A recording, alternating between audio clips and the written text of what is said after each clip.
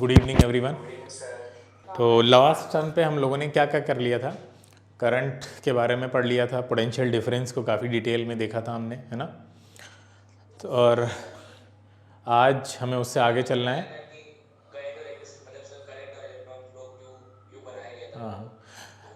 आई हाँ, I hope कि आप लोगों ने रिकॉर्डिंग देख ली होंगी, है ना, सभी लोगों ने। और आप लोग रिकॉर्डिंग को देखने के साथ साथ शेयर भी कर सकते हैं अपने फ्रेंड सर्किल में, जहाँ जहाँ तक आप कर सकते हैं उसको शेयर कर सकते हो। तो फ्री ऑफ कॉस्ट है रिकॉर्डिंग, बाकी लोग भी देखें। तो आज हम लोग बहुत कुछ इंटरेस्टिंग और नई चीज़ें जानेंगे और उसके आगे चलेंगे। कौन सी चीज़ें हैं जो करंट के लिए रुकावट बनती हैं उसको देखेंगे, और उसके अलावा ओम्स लॉ क्या था वो भी देखेंगे। उसके अलावा करंट भी दो तरह की होती है, आपको पता है, alternating current, AC DC current. तो अभी तक हम लोग जो बात कर रहे थे ना, वो डीसी करंट के बारे में कर रहे थे। जैसे कि हम आपको दिखाते हैं यहाँ पे, जैसे देखिए यहाँ पे ये एक बल्ब है, इसमें ये वायर लगे हुए हैं, है ना, ये स्विच लगा हुआ है और ये इसमें हमने बैटरी कनेक्ट कर दी है। इस तरह से जब हम एक वायर लेते हैं, वायर में बल्ब लगा देते हैं, कोई भी अप्लाइंसेस लगा देते हैं, और एक बैटरी होती है, उसमें स्विच लगा होता है, ये सर्किट कहलाता है। क्या कहलाता है? सर्किट कहलाता है ना, इलेक्ट्रिकल सर्किट कहलाता है। अब देखिए, जैसे अभी स्विच ओपन है, जब स्विच ओपन होता है तो सर्किट ब्रेक है, अभी टूटा हुआ है ना। देखो यहाँ पे सर्किट इसको बोलेंगे सर्किट अभी ब्रेक हुआ है, ठीक है। तो जब तक सर्किट ऐसे टूटा रहेगा तब तक करंट फ्लो नहीं हो सकती। रीजन पता है क्यों? कोई रीजन बताएगा इसका, क्यों नहीं फ्लो हो सकती?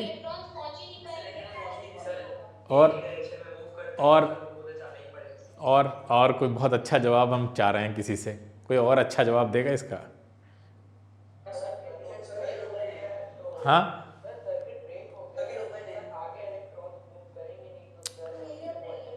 हाँ हाँ, ये कौन कौन बोला मीडियम की बात? कौन बोला? नित्या, शाबाश। मीडियम नहीं है। अब और इसको, इस आंसर को और इम्प्रूव कर सकते हैं हम, कोई करेगा? हाँ हाँ, और इम्प्रूव करिए।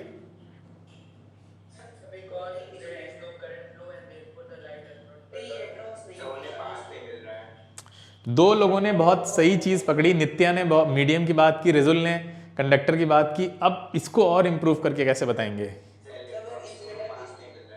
हाँ,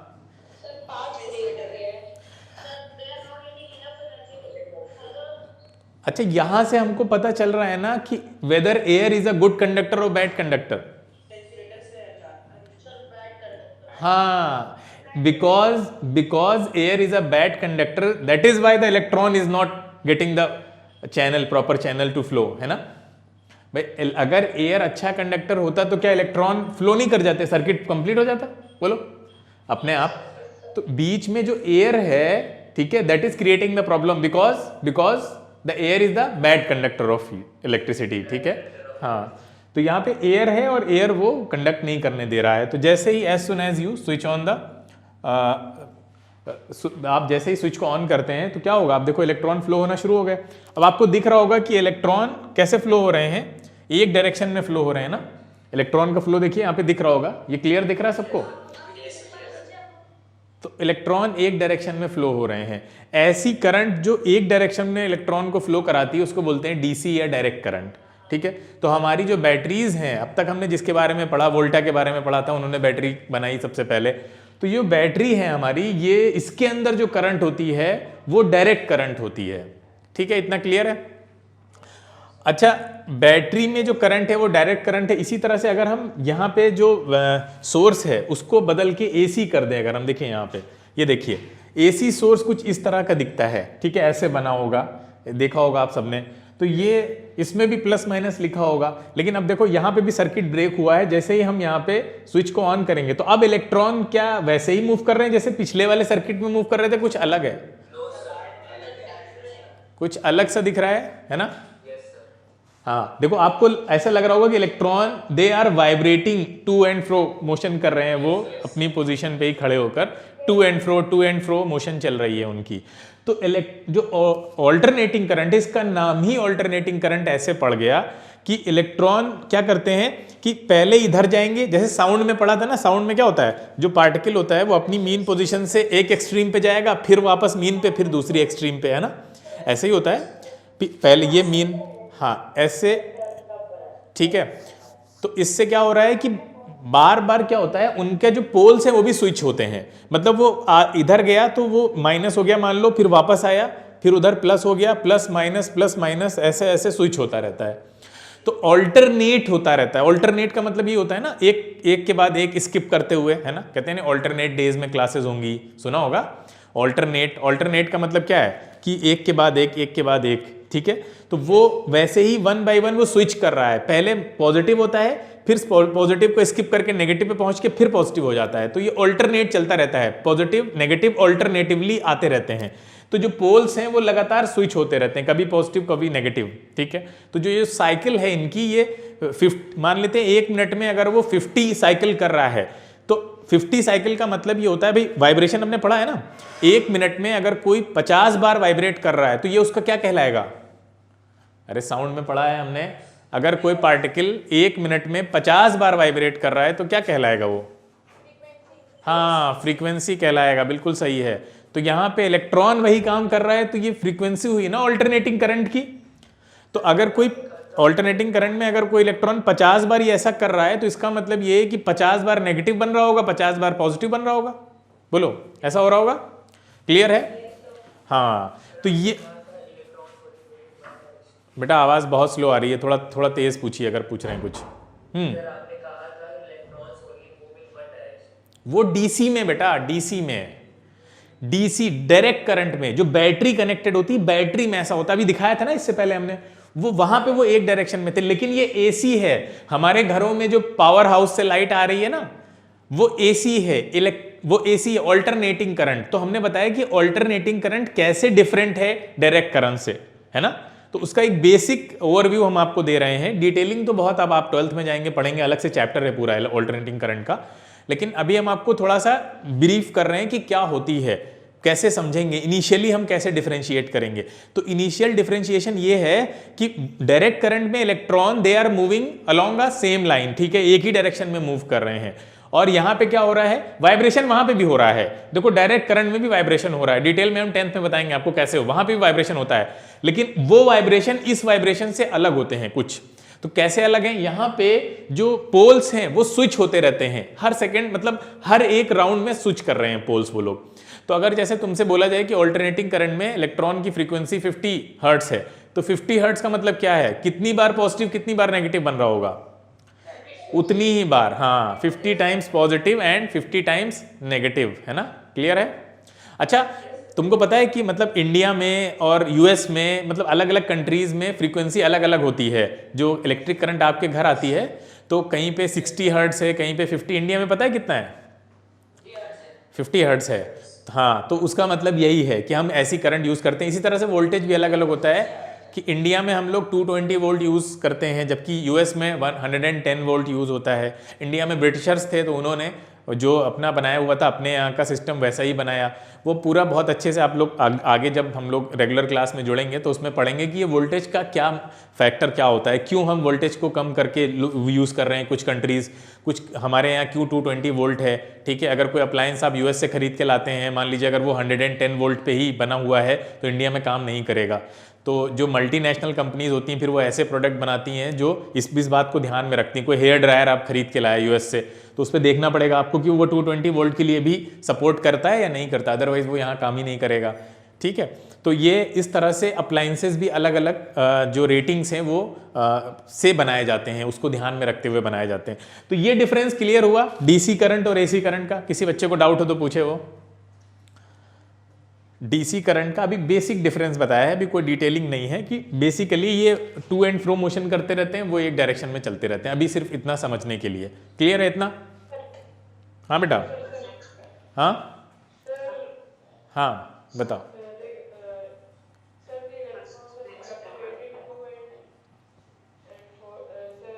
हाँ बेटा,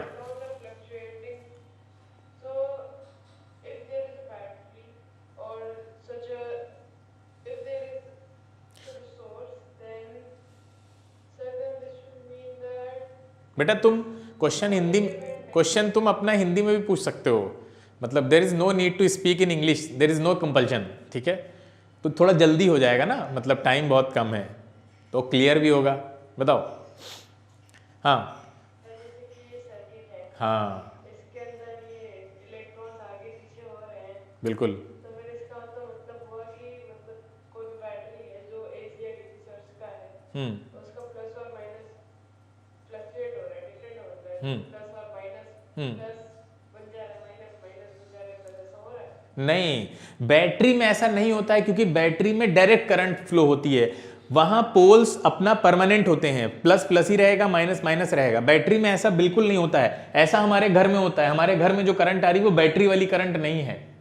इज दैट क्लियर? फिर इसके अंदर भी तो प्लस और माइनस है, तो फिर हाँ, इसमें स्विच होते हैं, इसमें स्विच होते हैं भाई, तो मैं कह रहा हूं इसमें बदलते रहते हैं। बिल्कुल सही बात है। बैटरी में लेकिन ऐसा नहीं होता है। तुम बैटरी से इसको कंपेयर मत करो, ठीक है? बैटरी में ऐसा नहीं होगा। जहां जहां डायरेक्ट करंट होगी वहां ऐसा नहीं होगा, तो बैटरी में ऐसा नहीं होता है। लेकिन हमारे घर में जो करंट आ रही है वहां ऐसा हो रहा है, बिल्कुल ऐसा हो रहा है, ठीक है?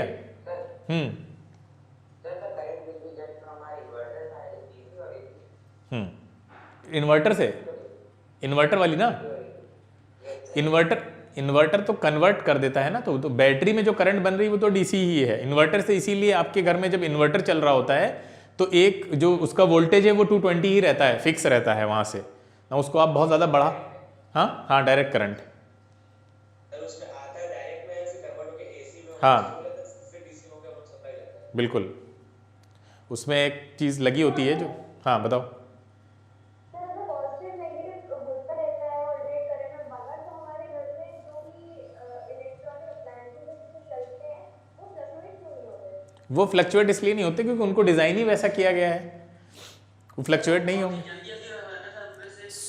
वो स्विचिंग को ध्यान में रखते हुए उनको बनाया ही वैसा गया है। इसीलिए आपको पता है ना, एसी और डीसी दो तरह के अलग अलग, आपको पता है। जैसे मोबाइल है, बहुत जो सेंसिटिव वो होते हैं, जैसे अप्लाइंसेज होते हैं, जैसे मोबाइल है, मान लीजिए ये मोबाइल है। अब इस मोबाइल में क्या होगा कि अगर आप इसको, ये मोबाइल इसका जो चार्जर होता है, आपने देखा है उसके अंदर उससे वायर निकला हुआ होता है चार्जर से। तो चार्जर के अंदर एक कन्वर्टर भी लगा होता है कि ये इसको एक फिक्स्ड अमाउंट का वोल्टेज ही चाहिए ऑपरेट करने के लिए। अगर फ्लक्चुएशन होगा, इसका वोल्टेज बढ़ेगा या बहुत कम होगा, तो इसकी बैटरी खराब हो सकती है। तो वो उसके अंदर कन्वर्टर लगा होगा कि वो एसी लेगा, डीसी में कन्वर्ट कर देगा, उसके बाद मोबाइल चार्ज होगा। ऐसा होता नहीं, कभी कभी अडेप्टर खराब हो जाता है तो कुछ लोग वहां से काट के डायरेक्ट लगाने की कोशिश करते हैं, है ना। कुछ लोग बहुत तेज होते हैं, उनको लगता है बहुत ब्रिलियंट काम कर रहे हैं, है ना। तो वो एक बार ही लगाते हैं, उसके बाद मोबाइल उनका फिर दोबारा वो बैटरी गई, क्या क्या खराब होगा आप सोच नहीं सकते। तो आपने देखा है जिन जिन चीज़ों में वो अडेप्टर टाइप का लगा होता है, वो उन जो सेंसिटिव अप्लायंसेज हैं जिनके अंदर जो बैटरी रिक्वायरमेंट है वो फिक्स है। क्या क्या क्या नहीं करेगा?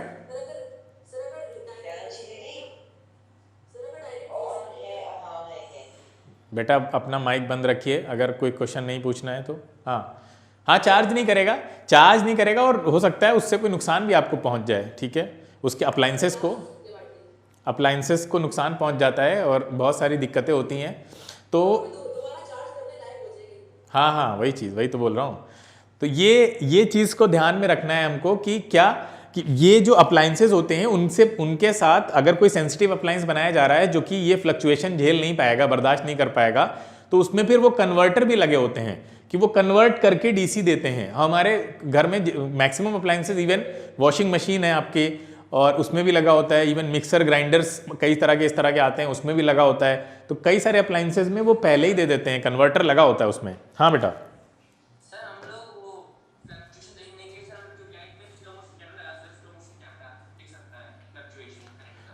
तो ये, हाँ, तो ये क्लियर हो गया, सबको समझ में आ गया है ना। बस दो तरह की, एसी डीसी बताया तो, वहाँ एसी करंट होगी, पावर प्लांट में जो होगी एसी करंट होगी। पावर प्लांट डीसी भी होता है, ठीक है, डीसी पावर प्लांट भी होता है, लेकिन वो बहुत कॉस्टली पड़ता है। वहाँ पे ट्रांसमिशन लाइन, मतलब ट्रांसमिशन में बहुत सारा लॉस हो जाता है। तो बहुत चीज़ें हैं उसमें, हिस्ट्री पे हमने एक वीडियो पूरा रिकॉर्ड किया है इलेक्ट्रिसिटी का, उसको शेयर कर देंगे, उसको देखना, उसमें पूरी हिस्ट्री बताई गई है। चलिए आगे चलते हैं और ओम्स लॉ देखते हैं। देखिए ओम्स लॉ क्या है, ध्यान से सुनिए। देखिए आपको पता है कि आप सब जानते हैं कि भाई बड़ी बैटरीज में, जैसे छोटी बैटरी है, मोबाइल की बैटरी है, या और कोई छोटी बैटरी है, अगर आप उसमें प्लस माइनस में हाथ लगा भी दें ना तो आपको शॉक नहीं लगने वाला है कोई। ये सेल हैं, हम ऐसे सेल को हाथ में पकड़ लें तो क्या हमारे हाथ पे शॉक लगता है? नहीं लगता है ना। लेकिन अगर यही काम अगर बड़ी बैटरी के साथ करोगे ना, बड़ी बैटरी का तुमने नेगेटिव और पॉजिटिव पकड़ लिया तो तुम्हें शॉक लगेगा। ठीक है, बड़ी बैटरी शॉक क्यों देती हैं, क्या रीज़न है उसका, चलो समझते हैं। ठीक है, देखिए ध्यान से, ये आपको पता है ये एक बल्ब है। ठीक है, इसमें हमने क्या क्या लगाया हुआ है, वायर लगाया हुआ है, ये स्विच लगा हुआ है, और ये क्या है, ये पोटेंशियल डिफरेंस देने के लिए बैटरी लगाई हुई है हमने। अब अगर हम स्विच, और साथ में हमने इसमें कितना वोल्टेज आ रहा है उसको मेजर करने के लिए क्या लगाया है, वोल्टेज। हाँ ठीक है, वोल्टेज को मेजर करने के लिए, जैसे कि हमने भी आपको पीछे दिखाया था, फिर से दिखाते हैं कि यहाँ पे भी हम वोल्टेज को मेजर कर सकते थे। देखिए ध्यान से, अब ये हमने बैटरी लगाई है। अगर आप ये पता करना चाहते हैं कि ये बैटरी में कितना पोटेंशियल डिफरेंस है, कितने पोटेंशियल डिफरेंस की बैटरी है, कितना एनर्जी दे रही है इलेक्ट्रॉन को, तो हम यहाँ से वोल्ट मीटर लेंगे। देखो ध्यान से, ये वोल्ट मीटर है, ये आप एक एंड पे लगाइए बैटरी के, और ये दूसरे एंड पे, बताइए कितना दे रहा है रेटिंग, 9 वोल्ट। इसका मतलब बेटा इसमें से निकलने वाला हर एक इलेक्ट्रॉन कितनी एनर्जी लेकर निकल रहा है, शाबाश 9 जूल, बिल्कुल। अच्छा, अगर हम ये पता करना चाहते हैं कि इसमें करंट कितना फ्लो हो रही है, तो वो भी आपके पास एमीटर है। ठीक है, क्या है, ये आपके पास एमीटर है, यहाँ से पता कर सकते हैं। तो एमीटर को हम यहाँ ले जाएंगे, कहीं पे भी रख दीजिए आप। ठीक है, एमीटर में आपको करंट वायर में कहीं पे भी आप लगा दीजिए उसको, और आपको करंट कितना है, कितने एम्पियर की करंट है, 0.9 एम्पियर की। ठीक है, और पता है ये बदलेगा नहीं, कहीं पे भी ले जाइए इसको, हम यहाँ पे ले जाते हैं, देखो अभी भी सेम दिखा रहा है आपको, हर जगह करंट तो सेम ही रहनी है, करंट नहीं बदलने वाला है। ठीक है, करंट की वैल्यू आपको हर जगह सेम दिखाएगा ये देखिए। तो करंट के लिए आप एमीटर से पता कर सकते हैं कि करंट कितनी फ्लो हो रही है, और वोल्ट मीटर आपको बताएगा वोल्टेज कितना है। हाँ बेटा,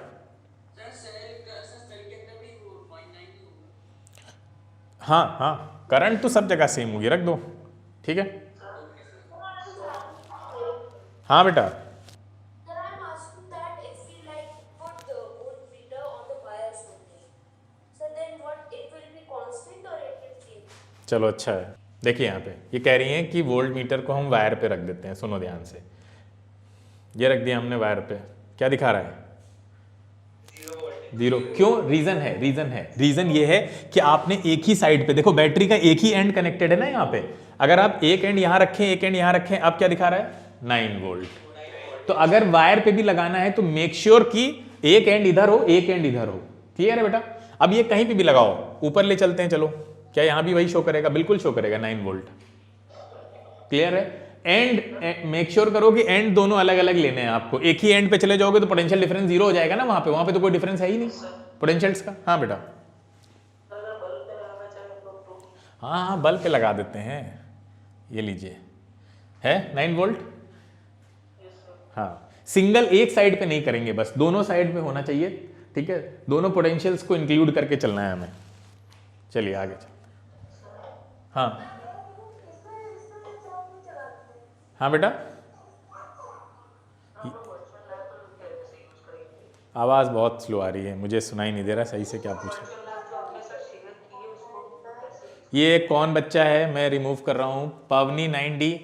बेटा बंद करिए माइक वरना रिमूव हो जाएंगे, अगर क्वेश्चन नहीं पूछ रहे तो बंद करिए। हाँ, ये कौन है, 0384। कोई बच्चा अगर अपने नाम के अलावा किसी नंबर से दिखता है तो उसको ग्रुप से हम भी परमानेंट रिमूव कर देंगे। ये बात हम कई बार बोल चुके हैं आप लोगों को कि आपको अपने नाम से जुड़ना है, कोई नंबर नहीं है, कोई मोबाइल का नेम नहीं है। 038443C24 हम रिमूव कर रहे हैं, आप दोबारा क्लास में आ नहीं पाओगे अगर आप रिनेम नहीं करते हो तो। रिनेम करिए, अगर आप पढ़ने के लिए आए हैं तो आप रिनेम करिए, अपना नाम लिखिए और उसके बाद आप क्लास में रह सकते हैं। ठीक है, रिनेम करिए अपना नाम। हाँ बेटा, क्या पूछ रहे थे श्रेयस, बताओ। शिवांश क्या पूछ रहे थे, श्रेयस। हाँ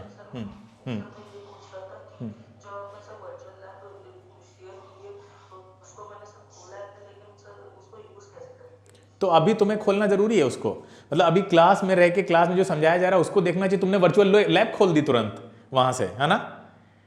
तुम्हें अभी वर्चुअल लैब चलानी है या क्लास करनी है, बोलो। फिर तो क्लास करो ना पहले, वर्चुअल लैब कैसे चलानी है वो भी क्लास में ही पूछना है उनको अभी भी। देखिए ध्यान से पहले तो हमने क्या किया, कहाँ तक पहुंचे थे हम लोग कि हमने एक बैटरी ले ली और हमने यहाँ पे क्या लगाया था, वोल्ट मीटर। अभी हमने आपको बताया वोल्ट मीटर किस काम आता है, वोल्टेज को मेजर करने के लिए। तो वोल्ट मीटर आप कहीं पे भी लगाइए, लेकिन दोनों एंड्स को हमें इंक्लूड करके चलना पड़ेगा। ठीक है, ध्यान इस बात का रखना है। अब हमने क्या किया, एक एमीटर लगाया, ठीक है। अब हम क्या करेंगे, अलग अलग रीडिंग्स लेने जा रहे हैं। देखिएगा ध्यान से, वोल्ट मीटर है, एमीटर है। अभी फिलहाल कितना रीडिंग दे रहा है, एमीटर कितना करंट शो कर रहा है हमको, हाँ, और वोल्ट मीटर, इसका मतलब इसमें जो बैटरी लगी है वो 1.2 वोल्ट की है, ठीक है, क्लियर है। अब हमने क्या कर रहे हैं, हम देखिए यहाँ पे अभी एक ही सेल लगाया है हमने, potential difference is 1.2 and the current is 0.2। हम बढ़ा रहे हैं, देखिए ध्यान से, 2 कर दिए हमने, दिख रहा होगा, उसको मैं नीचे कर देता हूँ, हाँ 2 कर दिए हमने। देन द रीडिंग जो है वो 2.4 हो गई, ये 0.4 हो गई, ठीक है। अब हमने सेल बढ़ा के 3 कर दिए, देखिए ध्यान से, सेल 3 हो गए, रीडिंग भी चेंज हो गई, ठीक है, 3.6 एंड 0.6 एम्पियर।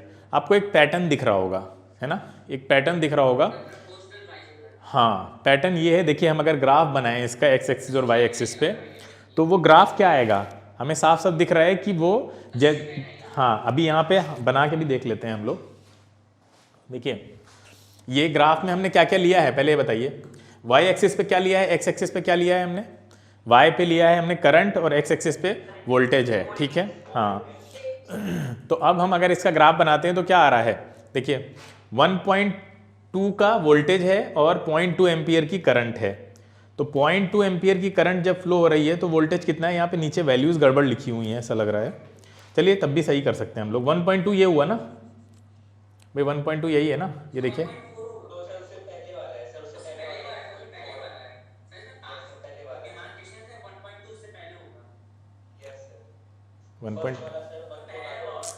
अरे ये यहाँ पे ही तो आएगा, हाँ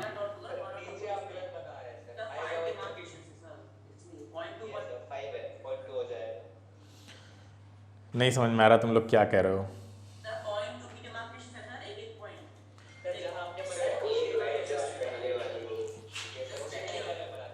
अच्छा अच्छा, ठीक है, ठीक, गॉट इट मतलब ये जो डेविएशंस हैं वो 0.2 की गैपिंग पे लिए गए हैं, ठीक है, हाँ मुझे लगा कुछ और कह रहे हो। देखिए ध्यान से, ये आपका यहाँ से देखिए, ये 1 है, ये 1.2 होगा ये वाला ना, और ये यहाँ से आएगा तो ये कहाँ मिल रहा है आके आपका, ये यहाँ मिल रहा है।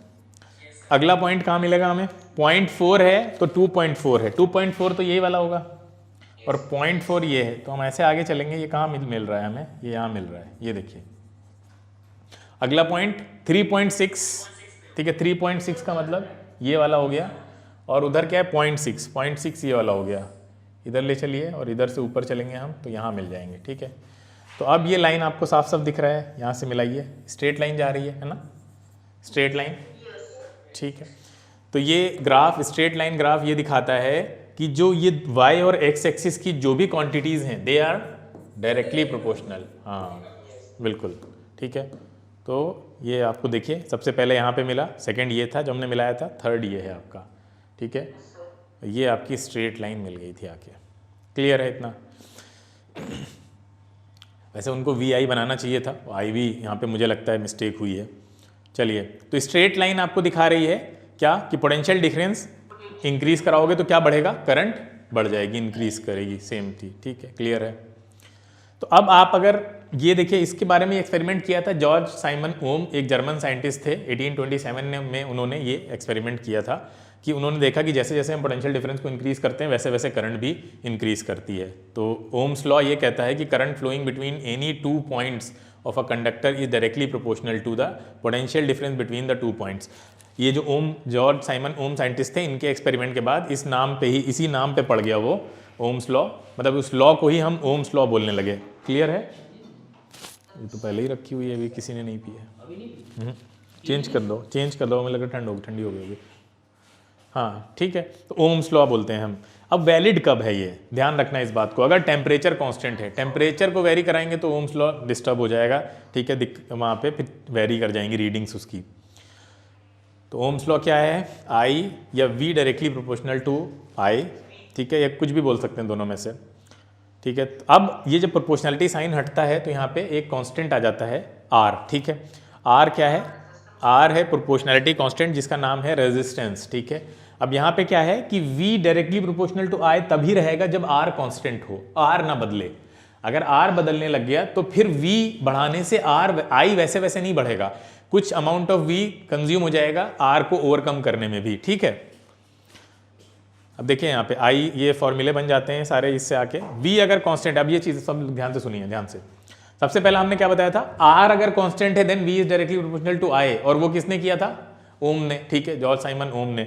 उसके बाद ये फॉर्मूला बना वी अपॉन आर। अगर हम वी कांस्टेंट कर देते हैं, पोटेंशियल डिफरेंस नहीं बढ़ाते कम करते हैं, एक रख लेते हैं, अगर इफ वी इज कांस्टेंट, ध्यान से सुनो, तो फिर आर बढ़ाएंगे तो आई क्या हो जाएगा, कम हो जाएगा, क्योंकि they are inversely related. Clear है? तो आई के साथ क्या होने वाला है, आई कम हो जाएगा। क्लियर है?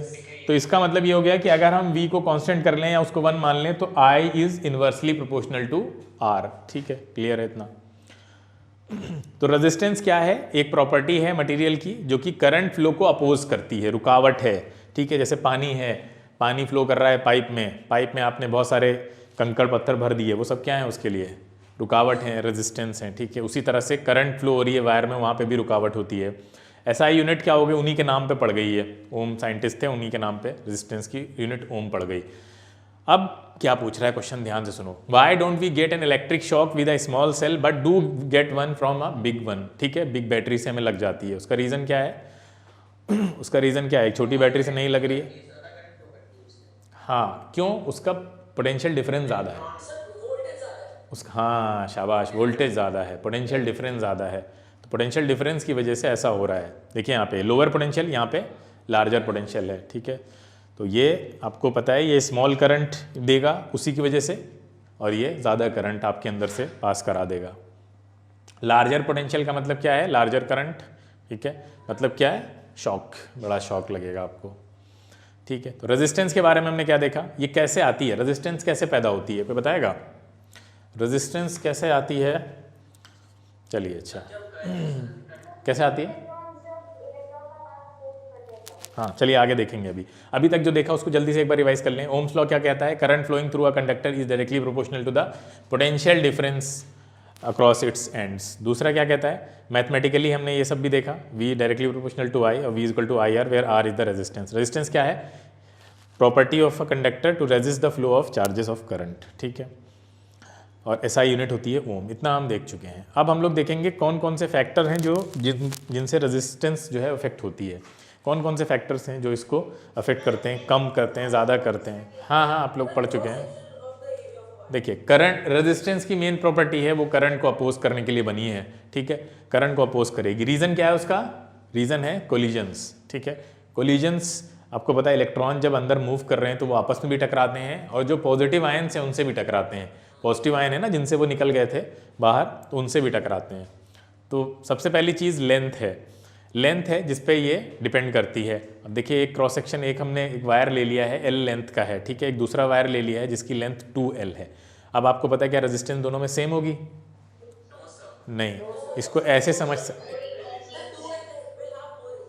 2L में इसलिए ज़्यादा होगी क्योंकि जब देखो हम भी चल रहे होते हैं ना, पतला रास्ता होता है तो हम क्या चाहते हैं, वो रास्ता खत्म हो जाए या चलता रहे, पतला रास्ता गाड़ी चला रहे हैं, खत्म हो जाए ना, हम चाहते हैं खत्म हो जाए। अगर वो रास्ता जितना लंबा होता जाएगा हमें उतनी दिक्कत होगी ना चलने में उसमें। हाँ, तो वही है, इलेक्ट्रॉन क्या चाहेगा, अगर उसको रेजिस्टेंस हो रही किसी रास्ते पे तो वो चाहेगा कि वो रास्ता खत्म हो जाए जल्दी से, है ना, छोटा हो जाए। वो रास्ता जितना लंबा होता चला जाएगा तो वो उतना ही रेजिस्टेंस बढ़ती चली जाएगी। बोलो बेटा, क्लियर है? कई बच्चों को इसमें कन्फ्यूजन होता है कि अगर लेंथ बढ़ा देंगे तो रेजिस्टेंस कैसे बढ़ जाएगी, सेम रहनी चाहिए। सेम नहीं रहती है क्योंकि वो कोलिजन्स बढ़ते चले जाएंगे। ठीक है, तो आपको पता है। दूसरे पे आते हैं। दूसरी चीज़ देखिए, एक वायर लिया हमने, उसकी एक कोई थिकनेस है मान लो d। ठीक है, एक दूसरा वायर ले लिया, उसकी थिकनेस बड़ी है, 2d होगी ये, मतलब ठीक है, इसकी थिकनेस मान लेते हैं 2d है। ठीक है, तो ये तो खैर ऑब्वियस है, आपको पता है चौड़े रास्ते में गाड़ी चलाना ज़्यादा आसान है ना, सेम रेजिस्टेंस नहीं होगी। क्लियर है? ठीक है, तो रेजिस्टेंस लेंथ पे डिपेंड कर रही है, पहला पॉइंट। दूसरा पॉइंट थिकनेस पे डिपेंड कर रही है। ठीक है, थिकनेस यानी क्रॉस सेक्शन। हाँ, वो तो अभी देखेंगे हम लोग। वाई इसका अभी हमें आंसर भी करना है, ऐसा क्यों हो रहा है। चलिए चलते हैं। ठीक है, रीज़न क्या है रेजिस्टेंस का बताया था हमने। सबसे पहली चीज़ देखिए, आप लोग जब भी आपसे कोई क्वेश्चन करता है ना, precise answer, to the point answer देना बहुत ज़रूरी है। रीज़न है कोलिजन, सिंपल रीज़न है कोलिजन। ठीक है, कोलिजन की वजह से देखिए, कोलिजन ऐसे ही होते रहते हैं अंदर।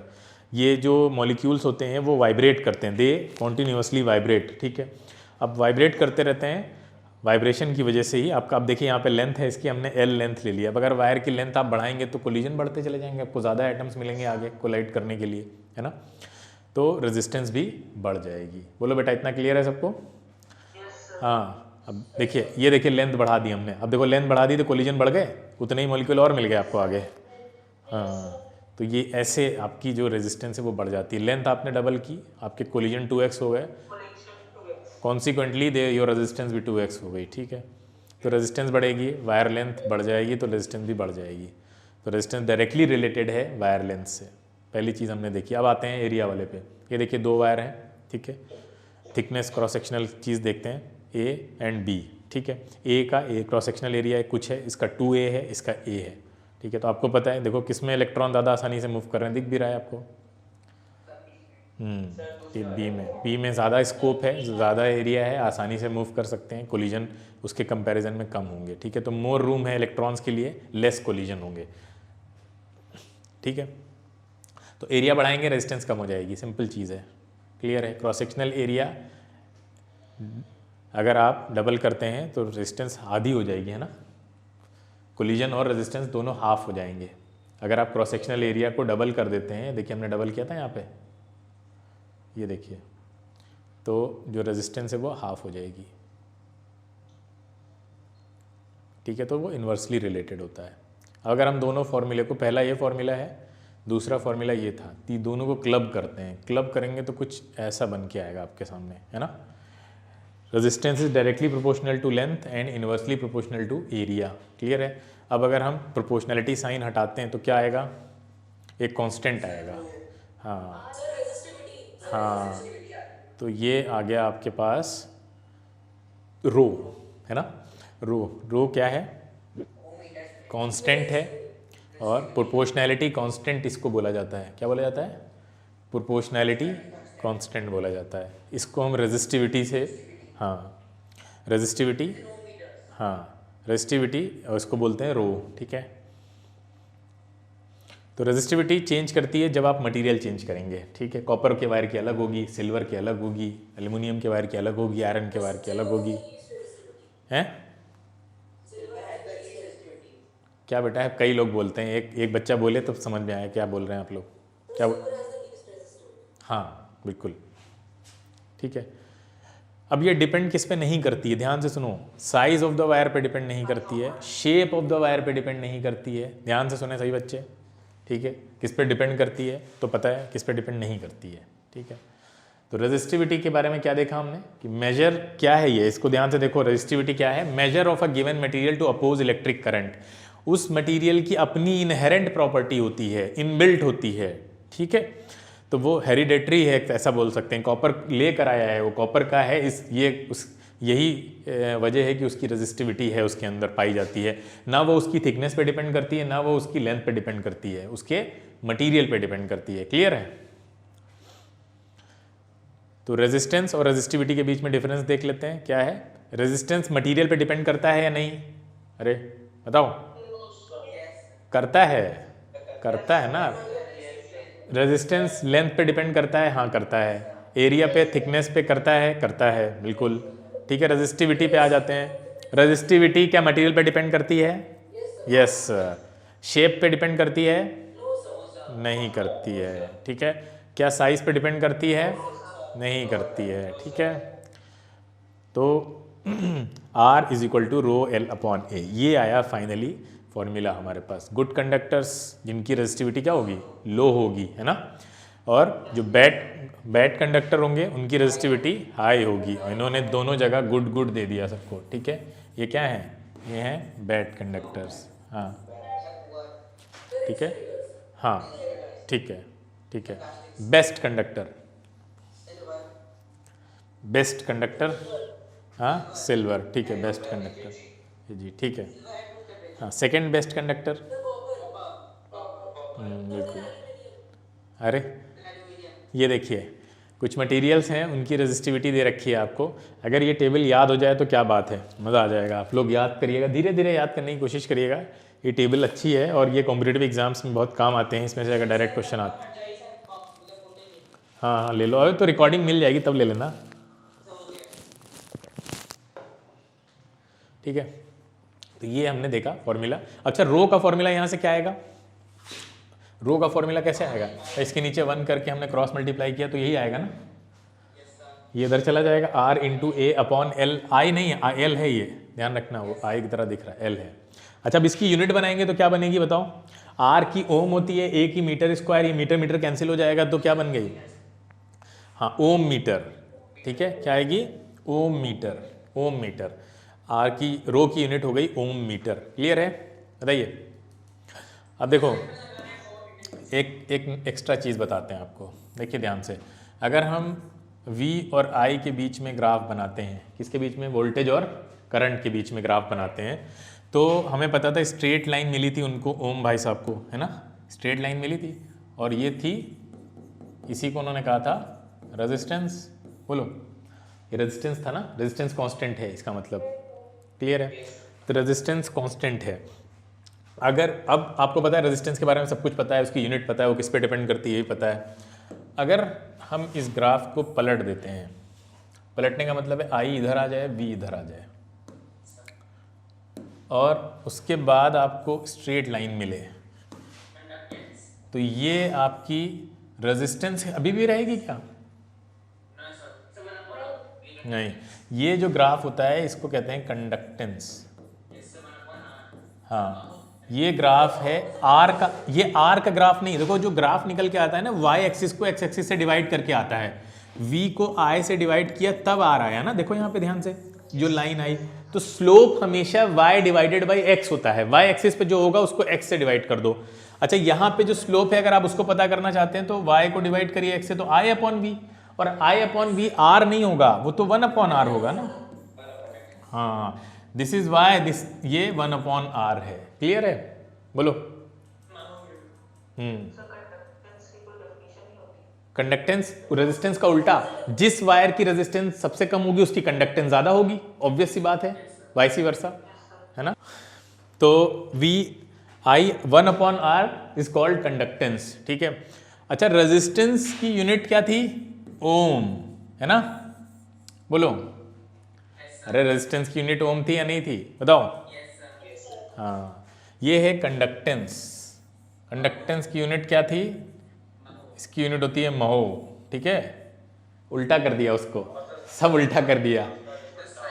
इसका साइन होता है इस तरह, और इनका साइन भी उल्टा कर दिया, इनको ऐसे लिटा दिया है, ये देखो, सब सब सब उल्टा कर दो। हाँ,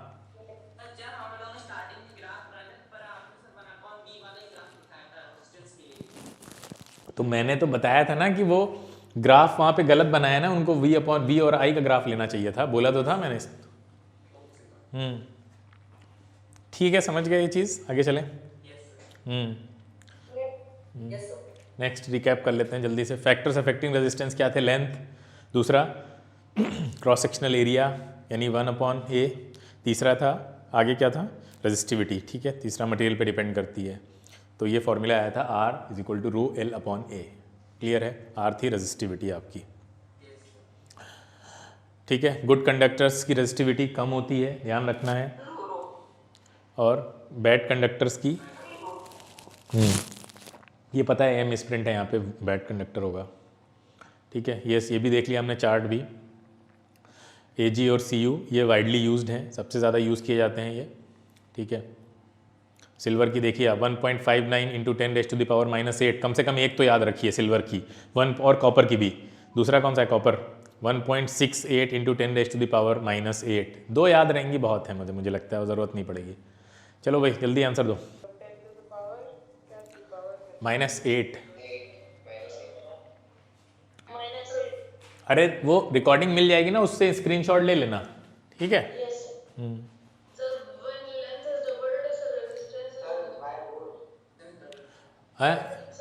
लेंथ को डबल कर रहा है ना, तो लेंथ को डबल कर रहे हैं तो रेजिस्टेंस पे क्या असर पड़ने वाला है, लेंथ का रेजिस्टेंस का क्या लेना देना है, तो वो डायरेक्टली रिलेटेड है, तो वो भी डबल हो जाएगी।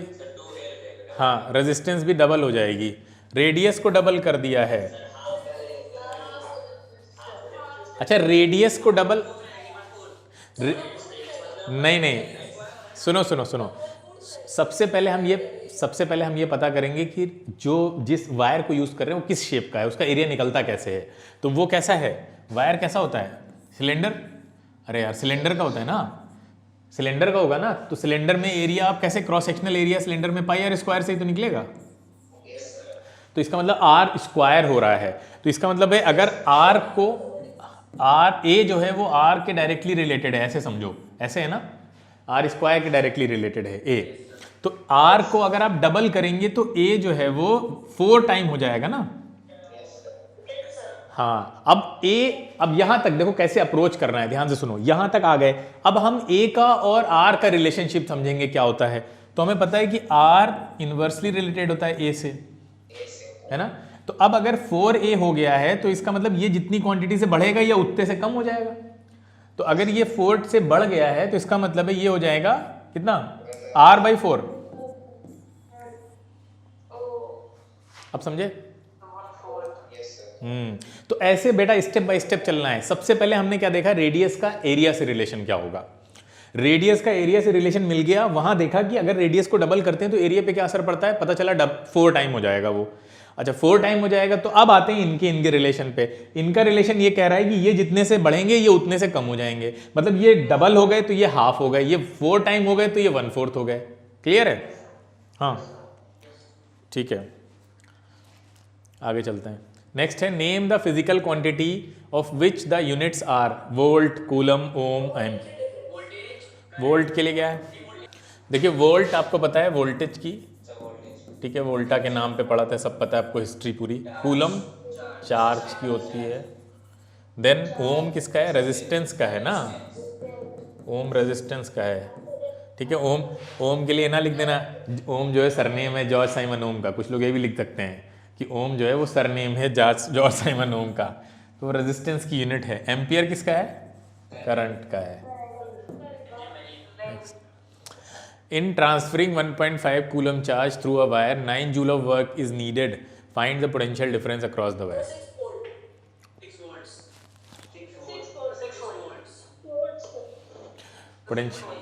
Potential difference का formula V is equal to W/Q है ना। 9 जूल का काम कर रहे हैं, चार्ज है 1.5 का, ये 0 जाएगा, 6 आएगा, 6 वोल्ट। हाँ next, a cell of potential difference of 12 volt is connected to a bulb. The resistance of filament of bulb when it glows is 24 ohm. Find the current drawn from the cell. So I'm about to amperes. So 0.5 amperes. 0.5 amperes. 0.5 Yes sir. Yes sir. 0.5. Current पूछ रहा था हमसे। Means I equals to V/R. Current का formula Ohm's law से आया था, V is equal to IR, I बनेगा V/R। Voltage है 12 वोल्ट,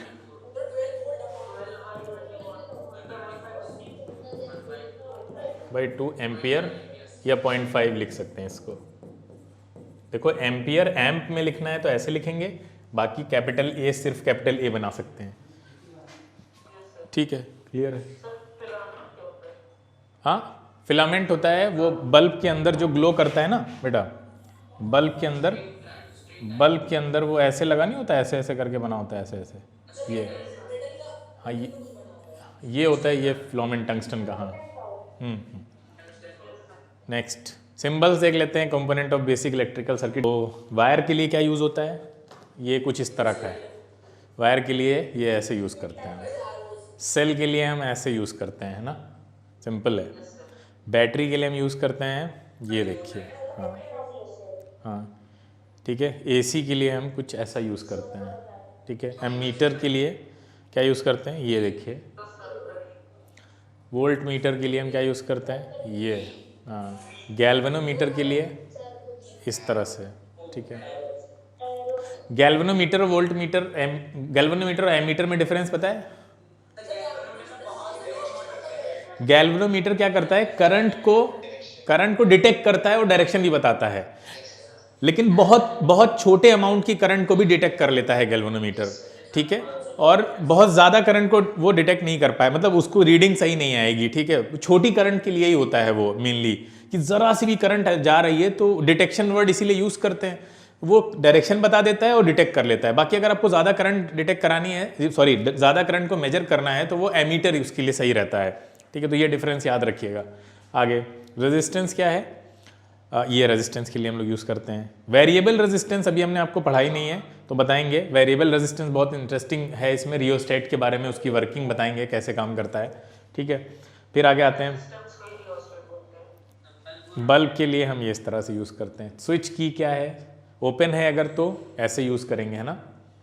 अगर क्लोज है तो हम ये इस तरह से देखिए यूज़ करेंगे उसको। टैपिंग की क्या होता है, टैपिंग की ऐसे बना होता है, इसको टैप करो बंद हो जाएगी वो इस तरह से। प्लग की क्या होती है, देखिए अलग अलग तरह की, ये प्लग की है इस तरह से। ठीक है, क्लियर है। एमीटर वोल्ट मीटर के बारे में बता चुके हैं आपको, देख लेते हैं जल्दी से। एमीटर क्या है, ऐसा इंस्ट्रूमेंट है जिसको हम strength of electric current use करते हैं पता करने के लिए, और वोल्ट मीटर आपका पोटेंशियल डिफरेंस को मेजर करने के लिए यूज़ किया जाता है। ठीक है, ये देखिए वोल्ट मीटर आपका, सॉरी एमीटर, और ये आपका रहा वोल्ट मीटर। ठीक है, इलेक्ट्रिकल रेजिस्टेंस क्या है, obstruction of the flow of the current. ठीक है, वो लेंथ पे डिपेंड कर रही है, एरिया ऑफ क्रॉस सेक्शन पे, मटेरियल पे, सब हम देख चुके हैं। और ये आज का आपका कंप्लीट हो गया। तो हम लोग अब नेक्स्ट टर्न पे क्या करेंगे, इलेक्ट्रिसिटी ऑलमोस्ट कंप्लीट हो चुका है आपका। नेक्स्ट टर्न पे एक तो रियोस्टेट के बारे में जानेंगे और कुछ और इंटरेस्टिंग चीज़ें इलेक्ट्रिसिटी के बारे में एडिशनल। और नेक्स्ट टर्न पे हमारा इलेक्ट्रिसिटी पूरी तरह ख़त्म और अगले टर्न से मैग्नेटिज्म स्टार्ट हो जाएगा। ठीक है बेटा, इस वीडियो की रिकॉर्डिंग आपको मिल जाएगी, आप इसको देखिएगा, उसके बाद इसको शेयर भी करिए। डाउट्स जो होंगे उसको नोट करिए, नेक्स्ट टर्न पे डाउट्स भी पूछिएगा, और नेक्स्ट सेशन और भी ज़्यादा अमेजिंग होगा इलेक्ट्रिसिटी के ऊपर। ठीक है, चलिए।